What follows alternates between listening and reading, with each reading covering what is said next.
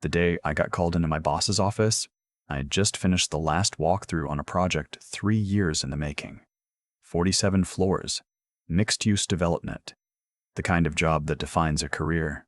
I remember standing in the elevator going up to the executive floor, thinking maybe they wanted to talk about the next phase, maybe a promotion.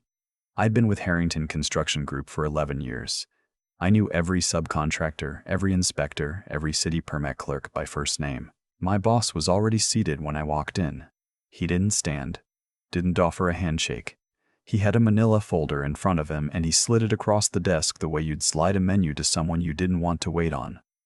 "We're restructuring the project management division," he said. That was it. No preamble, no build-up, just those 6 words, delivered like he was reading off a grocery list.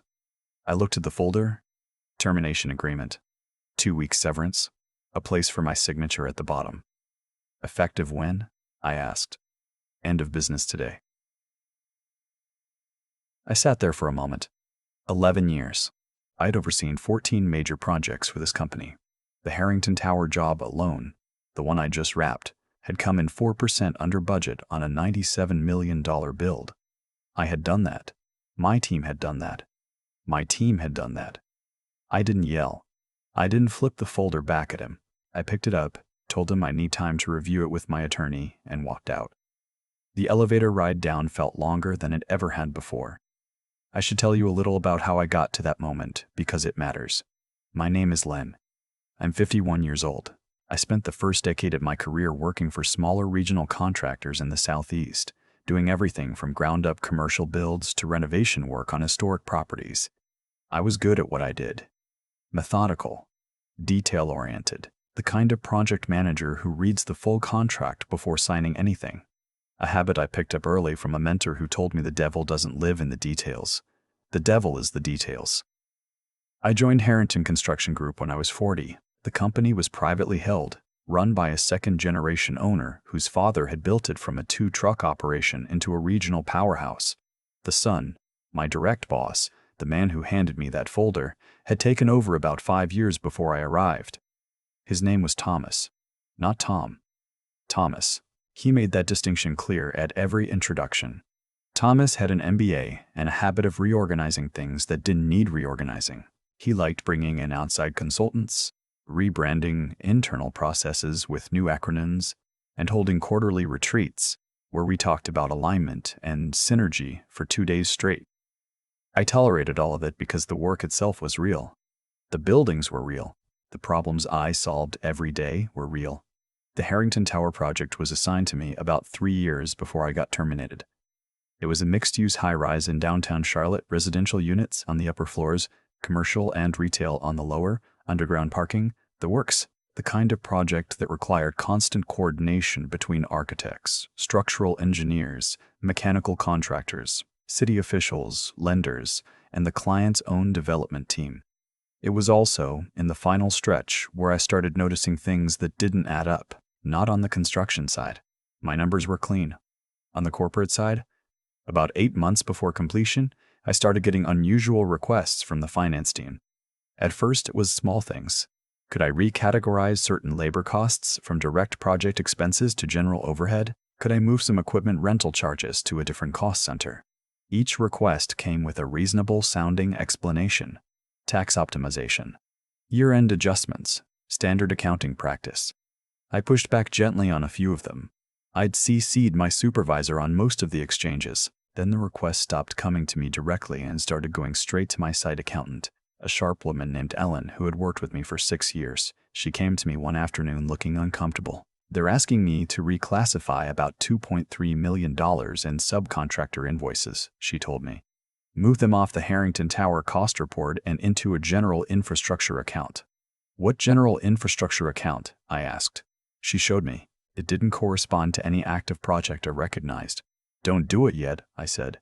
"Let me make some calls." I called a contact I had in the finance department, a guy named Dwight who had been with the company longer than almost anyone. He listened carefully and didn't say much, but before he hung up, he told me one thing. "Len, you know your contract was renegotiated 2 years ago, right? You know what's in it." I did know. I just hadn't thought about it in a while. I went home that night and pulled out my employment contract. I had negotiated it when I came on board, and again 2 years later when Thomas tried to move me from a project-based bonus structure to a flat annual bonus. I pushed back hard on that renegotiation. My attorney at the time, a sharp labor lawyer named Carol who I'd used for years, told me to hold the line. We ended up keeping most of the original terms, with one modification that seemed minor at the time, but that I never forgot. The clause read, in relevant part, that if I were terminated without cause within 60 days of the certified substantial completion of any project for which I served as principal project manager, my severance would not be calculated on the standard 2-week formula. Instead, it would equal 5% of the total verified project profit margin attributable to that project in the fiscal year of completion. 5% of verified profit. The Harrington Tower project had been certified substantially complete 11 days before Thomas handed me that folder, and the project had come in, before whatever they were doing to those financials, at approximately $18.4 million in profit. That was 4% under a $97 million budget, with strong cost controls throughout. 5% of $18.4 million. I sat at my kitchen table for a long time. Then I called Carol. She answered on the second ring. I read her the clause. There was a pause. "What's the verified profit number right now, officially on the books?" she asked. "That's the problem," I said. "I think they're adjusting it." Another pause, longer this time. "You think they know about this clause?" "I think they knew about it and forgot about it," I said. "Or they thought they could run the numbers down before I noticed." "Either way, yes. I think that's exactly what's happening." Carol told me not to sign anything. Not the termination agreement, not an acknowledgment of receipt, nothing. She said to come see her in the morning and to bring everything I had. I brought everything I had. What I had was more than I realized. Over 3 years on that project, I had kept meticulous records, not because I suspected anything, just because that's how I worked.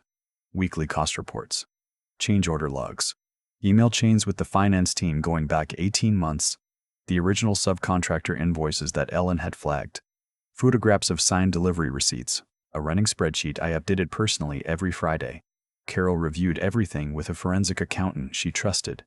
What they found, piece by piece over the following 2 weeks, was a pattern of cost reallocations that systematically moved recognized profit off the Harrington Tower job and into other accounts.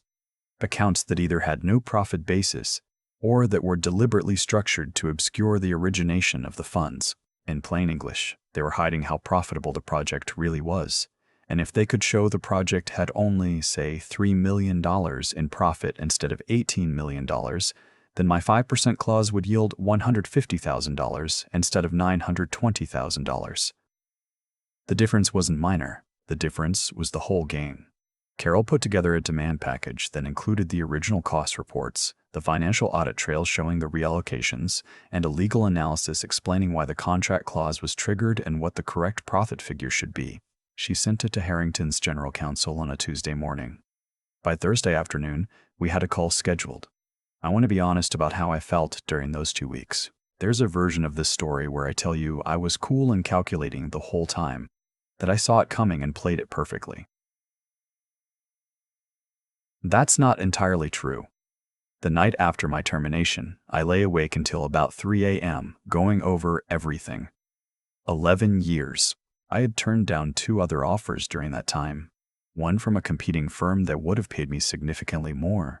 One to start my own outfit, which I talked myself out of because the timing felt wrong. I wasn't angry so much as I was tired. And then I was angry. What got me out of my head wasn't strategy. It was Ellen. She called me 2 days after I was let go, told me quietly that she had been asked again to process the reclassifications. She had told them she needed written authorization from a senior officer before she would. They had given her that authorization. "I'm documenting everything," she said. "I want you to know that." I told her to be careful.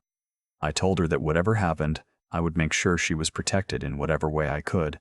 That was the moment I stopped second-guessing and started working. The call with Harrington's general counsel was brief. He opened by suggesting that my contract clause was ambiguous and that the company's position was that the profit figure was subject to standard year-end accounting adjustments. Carol interrupted him politely and walked through, line by line, the documentation we had assembled. The original project cost reports, certified at substantial completion. The subsequent reclassifications, dated and time-stamped after my termination notice, the specific accounts to which the funds had been moved. There was a long silence. "We'll need to take this back to our clients," the general counsel said. "Of course," Carol said.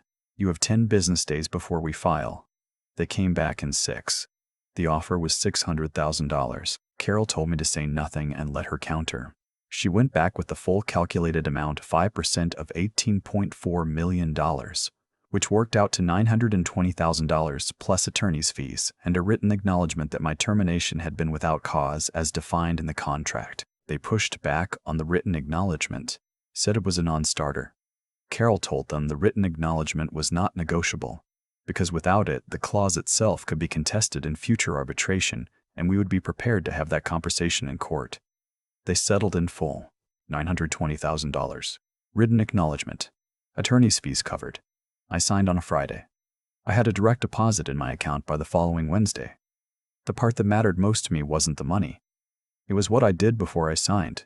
When Carol and I were finalizing the settlement, I made one request.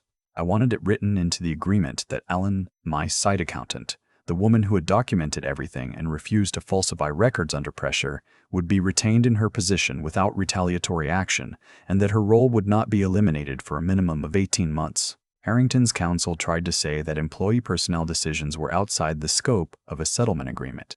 Carol pointed out that they were welcome to exclude the provision, and we were equally welcome to list Ellen as a material witness in any subsequent litigation. The provision stayed in. I also reached out personally to 2 other members of my team who I knew had been asked to participate in the reclassifications and had quietly declined.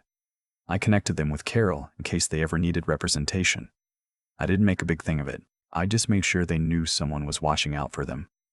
Because here's what I've learned in 30 years of working in this industry: the people who hand you a folder and slide it across the desk, they're counting on you to be too shocked, too demoralized, or too desperate to read what's inside it. They're counting on the fact that most people don't have a Carol, don't have records, don't have an 11-year paper trail built one Friday spreadsheet at a time. They forget that some people do. About 3 months after the settlement, I got a call from a development group I'd done a project for about 6 years earlier. They had a large mixed-use site coming up in Raleigh, a long-term project, significant budget, the kind of work I'd been doing my whole career. They wanted to know if I was available. I told them I was. Before I signed their contract, I spent 2 days going through it with Carol. We made 4 modifications. The third one was a clause that would pay me a percentage of verified project profit in the event of termination without cause during the 60 days following substantial completion. The development team's attorney asked why I wanted that particular language. I told him it was standard practice. He accepted it. There's something Thomas never understood about people like me. We're not the ones who shout. We're not the ones who make scenes or send angry emails or call lawyers while we're still in the building. We walk out quietly with the folder under our arm. We go home, we sit at the kitchen table, and we read. 11 years. 14 projects. 1 clause buried on page 7 of a renegotiated contract, written 2 years before anyone thought it would matter. When I told my brother about the settlement, he laughed for about 30 seconds and then got serious and said, "Did you know? Did you know the whole time?" And the honest answer is that I didn't know. Not until Dwight made that one phone call. Not until Ellen told me what they'd asked her to do, but I had prepared for it without knowing I was preparing for it. Every Friday night updating that spreadsheet, every email CC'd it, every invoice scanned and filed. I wasn't building a case. I was just doing my job the way I always did my job. It turned out that was enough. I think about Thomas sometimes, not with anger. That passed a long time ago. More with something like pity, which I know sounds self-righteous, but it's the honest truth. He came from money. He inherited a company that dozens of people had given their working lives to build. He had consultants and retreats and all the right vocabulary, and somewhere along the way, he lost the most basic instinct in the business, the one that tells you to treat people like they matter, because they usually know more than you think they do. The Harrington Tower project was a good building. It still is. It's going to stand for 50 years. I drove past it a few months ago and stood on the sidewalk looking up at it for a minute. 47 floors, my specs, my team, my project. They put Thomas's name on the lobby plaque. That's fine with me. I know what I built, and I know what they forgot. I've thought a lot about why things turned out the way they did. Not the legal part. Carol handled that, and she was worth every dollar. I mean the deeper mechanics of it. Why Thomas lost. Why Ellen didn't break. Why I had anything to fight with at all. The honest answer is that none of it was luck. Thomas made a calculation. He looked at a man who had given 11 years to his company, handed him a folder, and decided the math was simple. Offer a small severance, bury the project numbers, move on. He assumed that most people, when they're blindsided like that, don't have the clarity to look further than the folder in front of them. And he was right about most people. He was wrong about me. But not because I'm exceptional, because I had spent 11 years doing the unglamorous work of being thorough. Every Friday night at that spreadsheet, every email filed, every invoice scanned. I wasn't building a case. I was just building good habits, 1 week at a time, and when the moment came, those habits were already there waiting.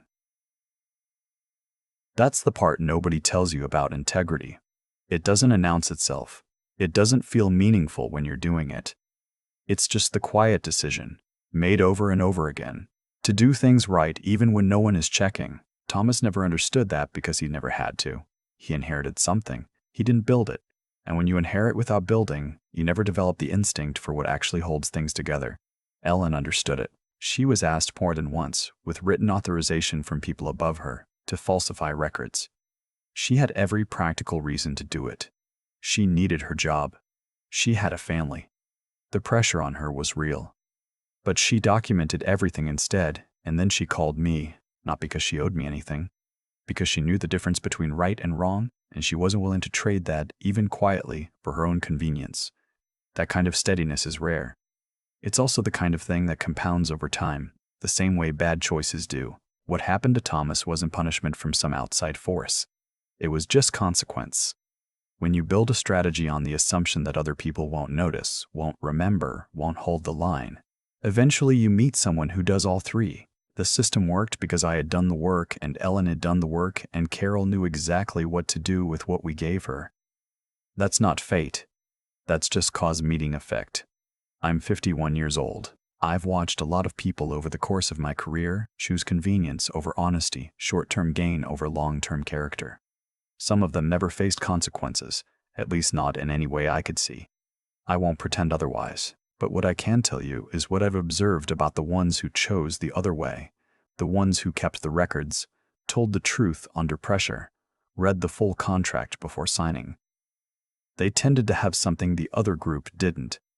Not always more money, not always easier lives, but when things went sideways, they had ground to stand on.